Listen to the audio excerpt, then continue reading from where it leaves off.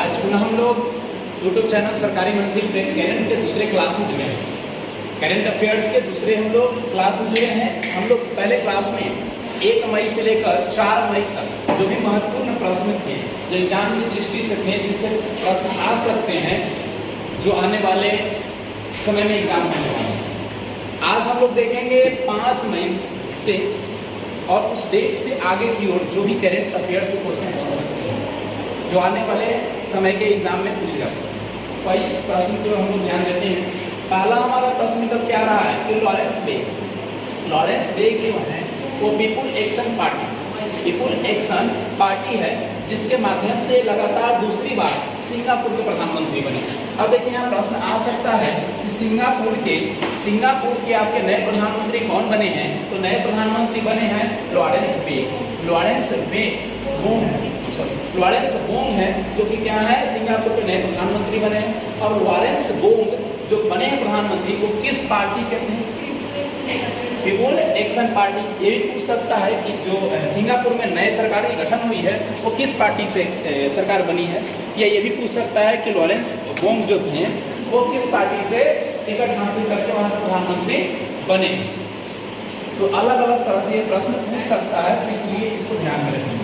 दूसरा कह रहा है कि जीनोम एडिटिंग कर धान के पौधे बनाने वाला दुनिया का पहला देश भारत बना है। जीनोम क्या होता है? GOM होता है, GMO होता है, जीनेटिक मॉडिफाइड ऑर्गन्स या ऑर्जिन भी कहते हैं इसे। ये आप लोग 12th क्लास बायोलॉजी के स्टूडेंट होंगे, जरूर पढ़े होंगे। ये क्या करता है, किसी भी पौधे या किसी भी जीवों के जीन में अनुवांशिक परिवर्तन करके एक नया जीन का निर्माण करता है, एक नए पौधे का निर्माण करता है। वैसे यहाँ कह रहा है कि जीनोम जो है एडिटिंग करके धान की एक नई किस्म बनाई है, जो दुनिया में पहली देश है जिसने क्या किया, बनाया, भारत। क्या नहीं दिख रहा है? क्या दिख रहा है? यूरोपीय रेड एडमिरल तितली को क्या किया गया है, पहली बार भारत के हिमाचल प्रदेश के धौलागिरी पर्वत से देखा गया। यानी धौलाधर जो पर्वत है, धौलाधर पर्वत श्रृंखला है, कहाँ का धौलाधर पर्वत श्रृंखला? हिमाचल प्रदेश का। और हिमाचल प्रदेश से मिला क्या है, तो यूरोपीय देश का एक तितली मिला है, जिसका नाम था कौन सी? Red admiral. ये तितली की एक प्रजाति है। किसकी प्रजाति है? तितली की प्रजाति है, बहुत ही दुर्लभ प्रजाति है, जो कि कहाँ से प्राप्त हुआ है? हिमाचल प्रदेश से प्राप्त हुआ है। और किस पर्वत से? तो धौलाधर पर्वत श्रृंखला से प्राप्त हुआ है।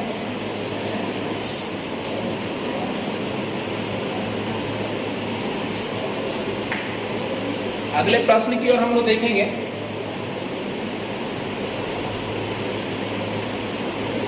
अगला प्रश्न निकल क्या रहा है कि बिहार सरकार और अंतर्राष्ट्रीय खाद्य निगम अनुसंधान संस्थान के बीच एक समझौता हुआ। क्या हुआ है? दोनों के बीच में एक समझौता हुआ है। बिहार सरकार और अंतर्राष्ट्रीय खाद्य अनुसंधान के बीच में एक समझौता हुआ है, जिसका मुख्य उद्देश्य क्या था? किसानों की आय को बढ़ाना, आय को इंक्रीज करना, प्लस में ग्रामीण आजीविका को सुधार करना। यानी ग्रामीण समूह में, गांव में रहने वाले लोगों को जीविका नहीं मिल पाता, नौकरी नहीं मिल पाता, रोजगार नहीं मिल पाता है। तो वैसे लोग के रोजगार के जीवन शैली को सुधारना, साथ ही जो लोग खेती करते हैं उनके आय को क्या करना, इंक्रीज करना, उनको बढ़ावा देना, ऐसा उद्देश्य रखा गया है। किसका रखा गया है? तो उद्देश्य रखा गया है IFPRI, जिसका पूरा नाम होता है अंतर्राष्ट्रीय खाद्य नीति अनुसंधान। ठीक है।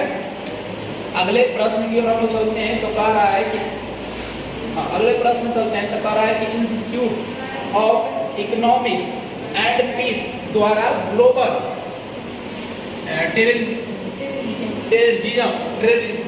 टेररिज्म इंडेक्स क्या होता है? इंडेक्स का मतलब होता है उसका रैंक। क्या होता है इंडेक्स? मतलब रैंकिंग। 2025 में जो जारी किया गया है, इस इंडेक्स में भारत कितने स्थान पे है?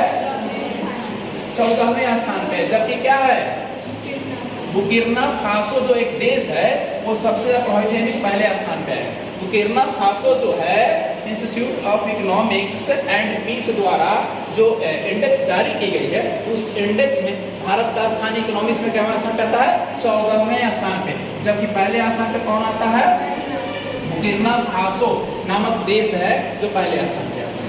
अगले प्रश्न की ओर चलेंगे तो कह रहा है संयुक्त राष्ट्र विकास कार्यक्रम, संयुक्त राष्ट्र विकास कार्यक्रम यूएनडीपी के विकास रिपोर्ट जारी किया गया है। टोटल देश की संख्या कितने वर्ल्ड में 193 है। 193 में भारत का स्थान क्या है, तो भारत का स्थान 130वां। लेकिन पिछले वर्ष की अगर आंकड़े की बात करेंगे के तुलना भारत की स्थिति 3 स्थानों से, यानी पिछला बार जो था यानी 2024 में कितना था, 133वां स्थान था। 3 अंक कम आने का मतलब समझ रहे हैं, 3 स्थानों से सुधार है, यानी पहले 133 थी, अब कितना है 130। तो ऐसे इंडेक्स में सुधार आती है। अगला कह रहा है ICAR, जिसने जियो जो पढ़े थे अभी, जियो एडिटिंग तकनीक का प्रयोग करके DRR धान का नाम क्या है, DRR धान 100, नाम क्या है कमला, ये पूरा याद रखना है, DRR धान 100 कमला। और पूसा राइस DST1 चावल की किस्म है, यानी चावल का क्या है, वैरायटी है। जाते हैं दुकान पर तो लेते हैं ना हम लोग, ये क्या है, चावल का किस्म है, उसका टाइप्स है, का विकास किया। भारत ऐसा करने वाला विश्व का पहला देश बना। यानी जियो मतलब जेनेटिक मॉडिफाई करके भारत ने क्या किया, 2 धान की प्रजाति, चावल की प्रजाति बना दी। कौन सी प्रजाति बना दी, पहला कमला, लेकिन कमला का कोड है, हर एक चावल का कोड होता है, ठीक है। ये कोड क्या है, DRR 100। वही पूसा का कोड है DST1। ये दोनों बनाने वाला विश्व का पहला देश कौन बना, भारत बना।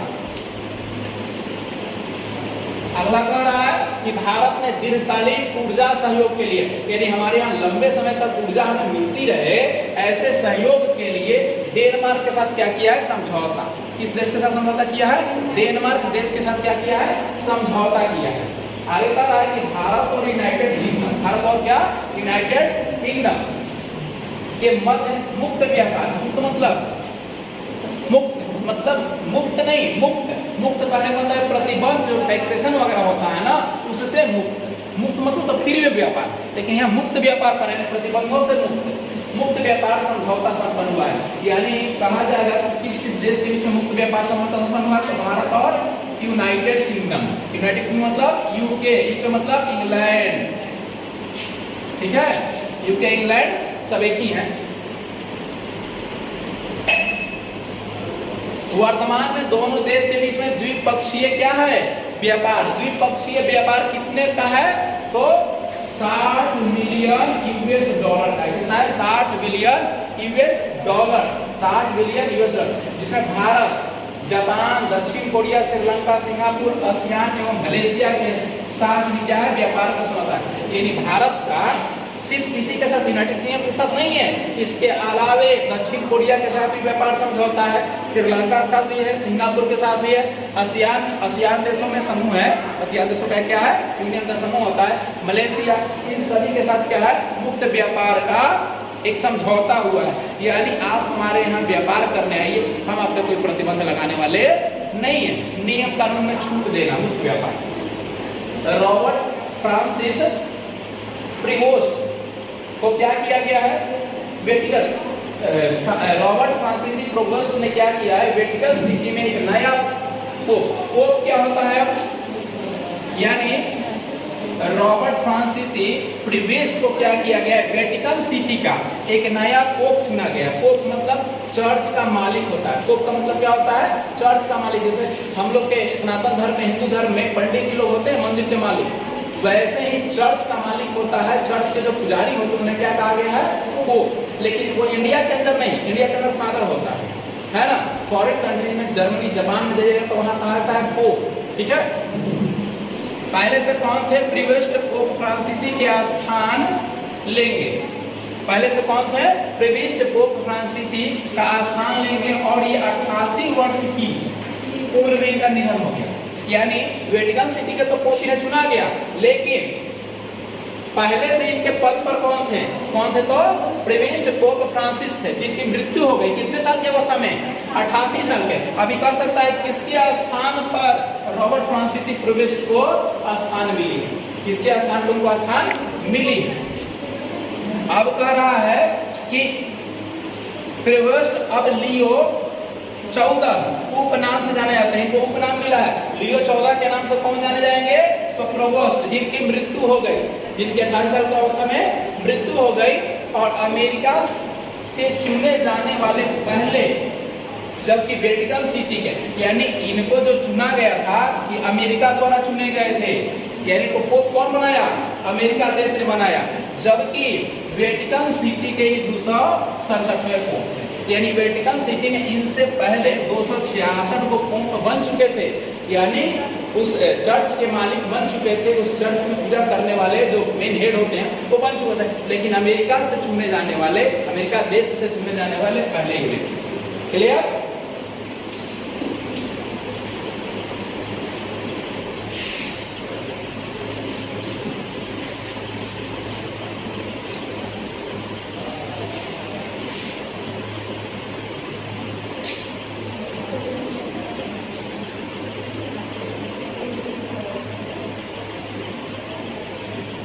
अगला सवाल है कि ट्रंप प्रशासन स्वेच्छा से अमेरिका छोड़ने वाले अवैध प्रवासियों को 1000 का भुगतान, $1000 का भुगतान करेगा। यानी कहा कि जो हमारे यहाँ आके बस गए हैं, बिना हमारी अनुमति के यहाँ रह रहे हैं, अगर आप छोड़िएगा हमारा देश तो आपको हम इनाम के तौर पे कितना भुगतान करेंगे? $1000। अब इंडियन रुपीज में जितना डॉलर होता है उसको कन्वर्ट कर लीजिए, है ना, इंडियन रुपीज उतना होगा। शिकागो में कह रहा है कि शिकागो में Illinois institute of technology Bharat में अपनी शाखा स्थापित करने जा रहा है, और इसके लिए यूजीसी से क्या हो गया है? मंजूरी मिला है। यूजीसी भारत में जितने भी ग्रेजुएट या अंडर ग्रेजुएट या उससे ऊपर की पढ़ाई के लिए जो संस्थाएं बनाई गई है वो यूजीसी से मान्यता प्राप्त, किससे प्राप्त होते हैं? यूजीसी से। और ये संस्था है कहाँ की? शिकागो, अमेरिका की है, और ये अमेरिका का पहला विश्वविद्यालय है। कहाँ का है? ये अमेरिका का पहला विश्वविद्यालय है। शिकागो यूनिवर्सिटी का नाम आप लोग सुने होंगे। वहीं जाकर स्वामी विवेकानंद 0 पर भाषण दिए, 7 दिन भाषण दिए।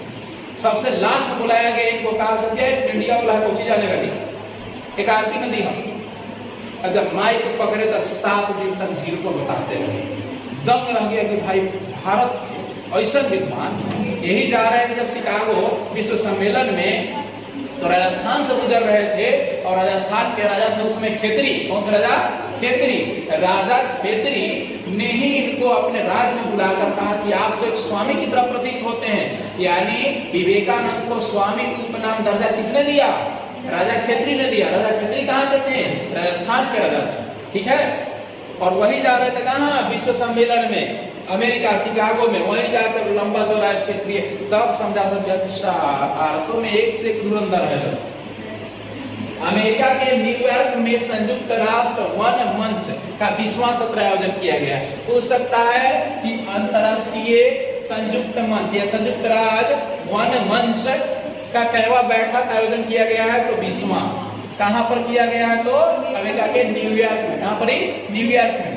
सऊदी अरब ने रियाद में अमेरिकी राष्ट्रपति ट्रंप ने सीरिया के अंतरराष्ट्रीय अंतरिम राष्ट्रपति अहमद अल सारा से मुलाकात की और सीरिया पर प्रतिबंध हटाने की घोषणा की। देखिए, सीरिया पर बहुत सारे प्रतिबंध लगे हुए थे, तो सऊदी अरब के जो रियाद जगह है, क्या है? रियाद जगह, वहां पे अमेरिका के राष्ट्रपति और सीरिया के राष्ट्रपति अहमद अल सारा की, दोनों की क्या हो गई?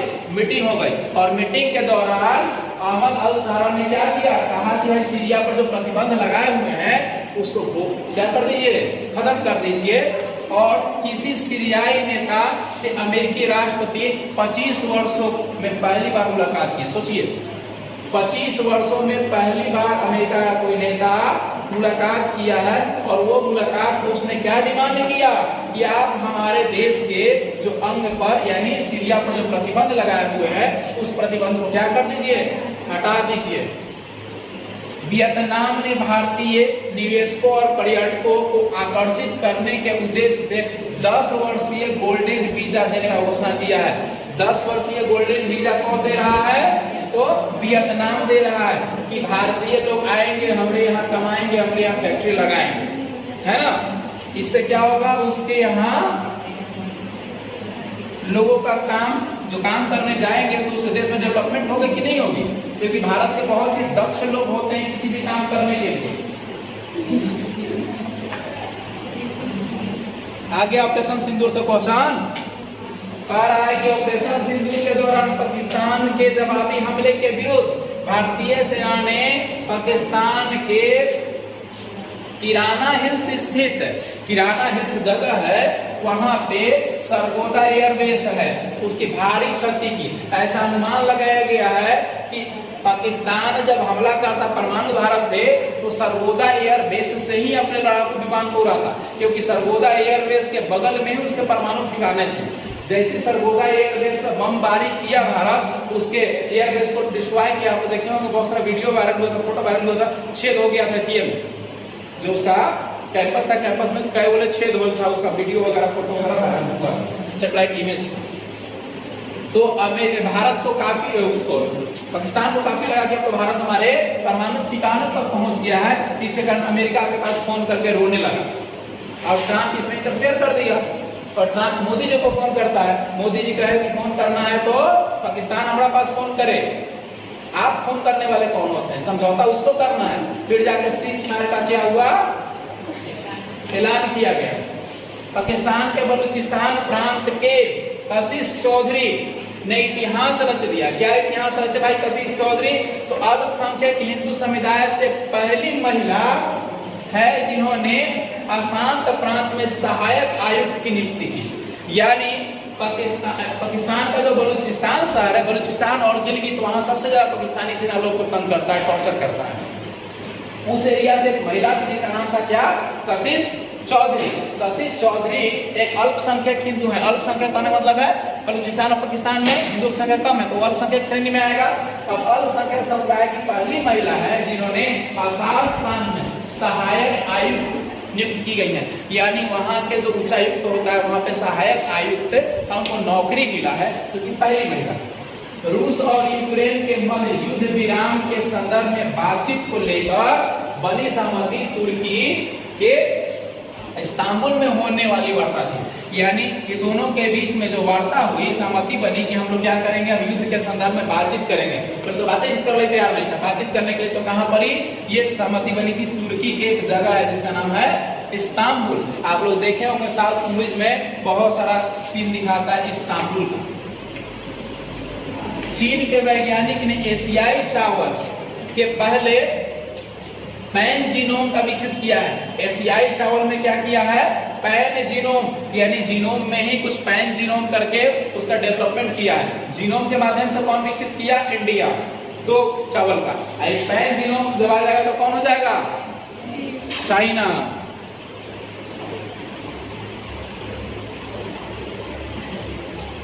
अगला कह रहा है भारत और चिली देश है कि व्यापक आर्थिक साझेदारी समझौता CIPA के लिए मंच तैयार किया गया है। यानी किसके किसके बीच, भारत और चिली के लिए कौन सी समझौता होने वाली है, तो व्यापक आर्थिक साझेदारी समझौता होने वाली है ना।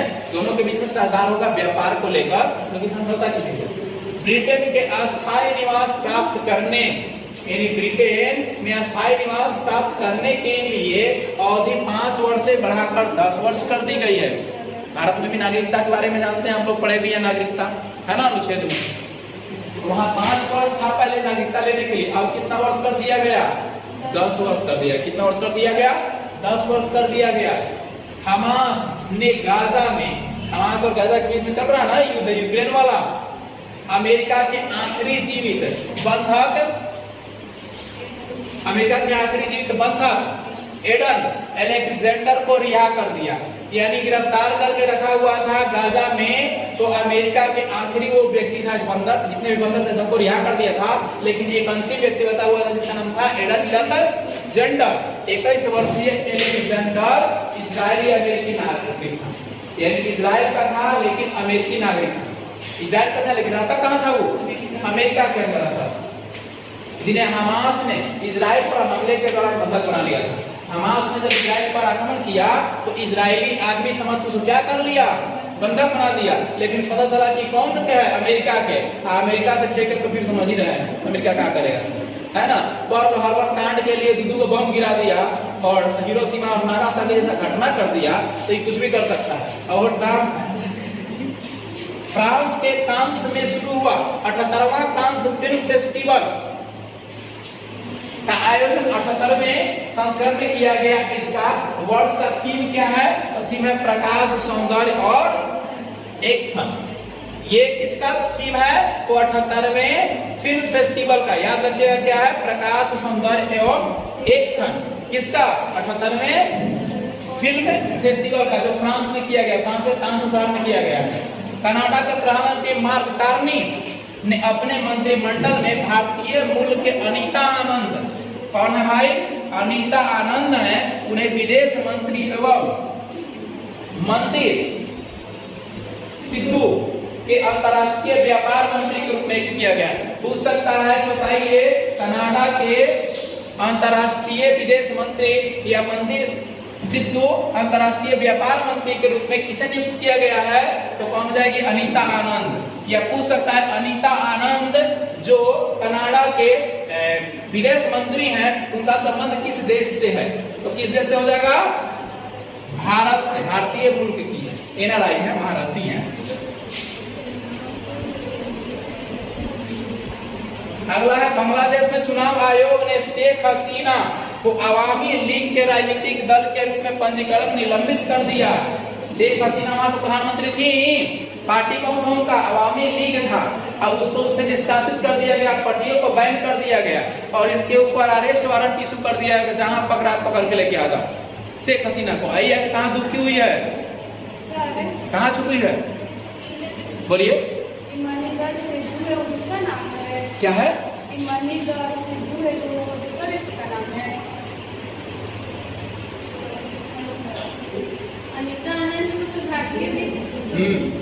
दोनों भारतीय मुल्क की है, दोनों अलग अलग विदेश मंत्री को बनाया गया और मंदिर से। अच्छा हाँ, देखिए इस क्वेश्चन में मिस्टेक हुआ है। क्या कर रहा है कि मार्क कार्नी जो है प्रधानमंत्री हैं, उन्होंने दोनों भारतीय मुल्क के हैं। कौन है? अनीता आनंद और एक है मंदिर सिद्धू, मंदिरा सिद्धू है। ये दोनों व्यक्तियों को अलग अलग पद दिया गया है। अनीता आनंद क्या बनी है? विदेश मंत्री बनी है। और अंतर्राष्ट्रीय व्यापार मंत्री कौन बनी है? मणिधर नाम है, इसने मणिधर सिद्धू है ना, इनको अंतर्राष्ट्रीय व्यापार मंत्री बनाया गया। दोनों अलग अलग व्यक्ति हैं, लेकिन दोनों रहने वाले कहाँ के हैं? भारतीय मुल्क के हैं दोनों। पूछ सकता है कि शेख हसीना की पार्टी कौन थी? अवामी लीग है ना।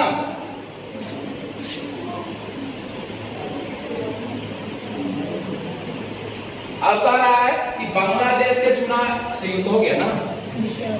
बांग्लादेश में कह रहा है कि ऑलराउंडर मेहदी हसन को अप्रैल के महीने में आईसीसी जो गेम्स होता है, खेल होता है, games player of the month चुना गया है। पूछ सकता है कि आईसीसी का men's player of the month किसे चुना गया है? तो ये कौन होगा? मेहदी हसन। मेहदी हसन का संबंध किस देश से है? तो बांग्लादेश से है। ठीक है, बांग्लादेश से इसका संबंध है।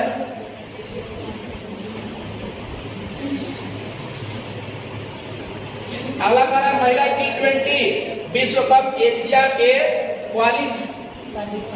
क्वालिफायर में यूएई के टीम में 16 ओवर में बिना किसी नुकसान के कितना रन बनाया है? 192 रन बनाकर रिटायर्ड आउट हुई है। यानी ओवर खत्म हो गया, आउट नहीं हुई, रिटायर्ड आउट, ओवर खत्म हो गया। अंतरराष्ट्रीय क्रिकेट में पहली बार हुआ, यानी 16 ओवर में T20 वर्ल्ड कप में 192 रन को बनाया ही गया, प्लस में रिटायर्ड आउट हुआ, एक भी विकेट गिरा नहीं।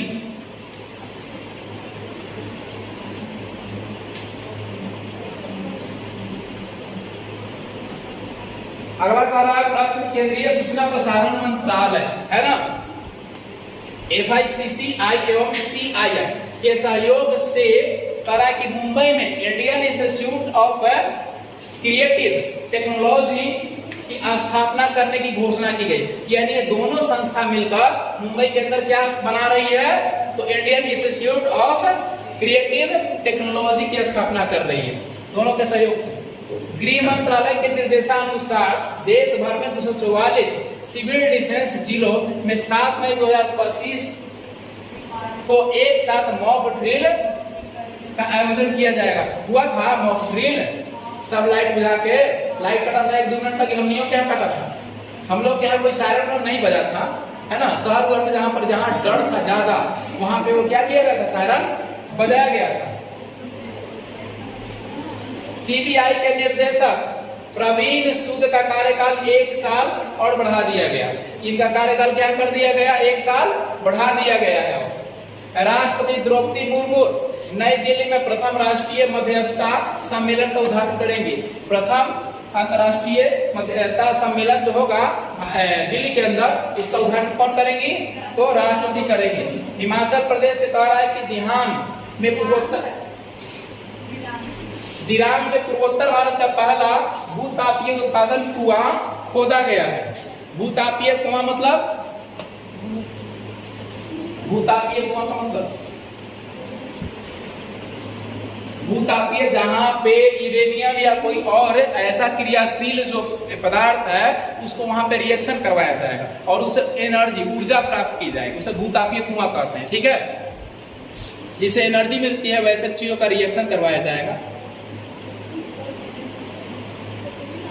अगला कह रहा है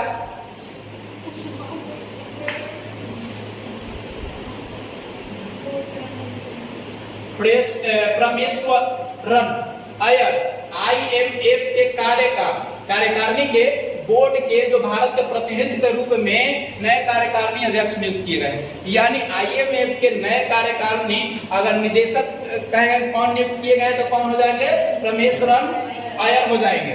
जो नए नियुक्त किए गए हैं वो भी कार्यकारिणी, न कि निर्देशक, याद रखिए कार्यकारिणी निर्देशक। निर्देशक नियुक्त की जाएगी, इनकी चीजों को हटा दीजिए। अमरनाथ यात्रा की सुरक्षा के लिए भारतीय सुरक्षा बलों ने ऑपरेशन शिवा शुरू किया है। ये क्वेश्चन बहुत महत्वपूर्ण है। ऑपरेशन शिवा का संबंध किससे है, तो अमरनाथ यात्रा में सुरक्षा के लिए। ठीक है, ये अमरनाथ सुरक्षा यात्रा के लिए कौन सा ऑपरेशन लॉन्च किया गया है, तो कौन सा ऑपरेशन होगा, ऑपरेशन शिवा। भारत पाक संघर्ष के बीच भारत के चुनाव नदी पर बने बगलिहार बैरज के गेट कई दिनों तक बंद रखने के बाद अचानक खोल दिया गया है। भारत पाक का जो विवाद चल रहा था ना, तो चुनाव नदी पर जो बैरज बना हुआ था, क्या नाम था उसका, बगलिहार। इस बैरज को क्या कर दिया गया था, बंद कर दिया गया था, लेकिन फिर अचानक खोल दिया गया था। पूरा पानी पाकिस्तान में घुस गया था, बोला गया जब तो पूरा पाकिस्तान में पानी घुस गया था। अब कह रहा है कि सलाल बांध का जल प्रपात भी छोड़ दिया गया था। यानी पहले प्यासे मर जाओ और फिर बाढ़ से मुआते रहे। सलाल बांध का भी जल प्रपात छोड़ दिया गया, जिससे पाकिस्तान के कई इलाकों में बाढ़ की स्थिति बन आई थी। उन्हें सिंधु का पानी प्यासे मरो, यानी बढ़ा देंगे तो पानी से मर जाओ। ऑपरेशन सिंदूर पर पाकिस्तान के जवाबी हमले में भारतीय और डिफेंस सिस्टम S-400 सुदर्शन एवं स्वदेशी रडार प्रणाली आकाश ने नाकाम किया। जो भी वहां से ऑपरेशन सिंदूर में जो भी उधर से मिसाइल भेज रहा था, सबको नाकाम करने का काम कौन कर रहा था, हमारे यहाँ S-400, तो S-500 आ रहा है, S-500 आएगा। प्लस में हमारे यहाँ स्वदेशी रडार है जो भारत के टेक्नोलॉजी से बनाया गया, जिसका नाम क्या था, आकाश। ये आकाश रीड कर रहा था, मारने का काम कौन कर रहा था, S-400 सुदर्शन उपनाम दिया गया सुदर्शन चक्र की तरह। ठीक है, ये पुकारू नाम दिया गया भारतीयों द्वारा सुदर्शन, ऐसे इसका नाम S-400 नहीं है। ये सुदर्शन चक्र चलता है ना, तो सबको स्वाहा कर देता है, वो इसे दिया गया। ठीक है, स्वदेशी रडार प्रणाली का नाम था आकाश। ये रीड करता था और वो मारता था, यानी वो चुनता था कि किसको मारना है, वो मारने का काम करता था। अमेरिका का है, रसिया का है, रूस का है।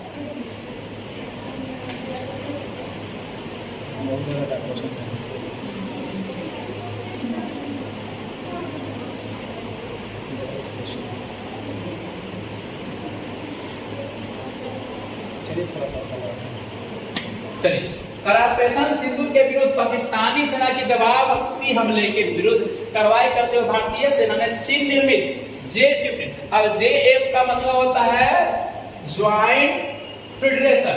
अभी ज्वाइंट फेडरेशन F-17 है और उसका फाइटर प्लेन 16 है। ये दोनों को अमेरिका निर्मित F-16 है, ये दोनों को मार गिरा है। F-16 का शर्त था कि F-16 अमेरिका दिया तो उसको काहे के लिए कि जब तोरा देश पर कोई आतंकवादी हमला करेगा तभी तुमको मारना है। लेकिन ये भारत के विरुद्ध कार्रवाई किया। अब बेचारा खुश था, घमंड था कि JF-17 है मेरे यहाँ, F-16 है, ये दोनों से तो हम भारत के साथ जीत ही लेंगे। और पता चला दोनों धुआ हो गए। ऑपरेशन सिंदूर के तहत की गई सैन्य कार्रवाई में इंडियन एयरलाइंस कंधार विमान अपहरण कांड का मुख्य साजिश करता कौन था? रऊफ असगर मारा गया। ये क्या किया था? एक बार विमान अपहरण किया था। क्या किया था? कंधार में विमान अपहरण कर लिया था। वो इसी साजिश में जहां रात में गिराया गया था ना बम, उस बम के थी में क्या किया गया? मारा गया।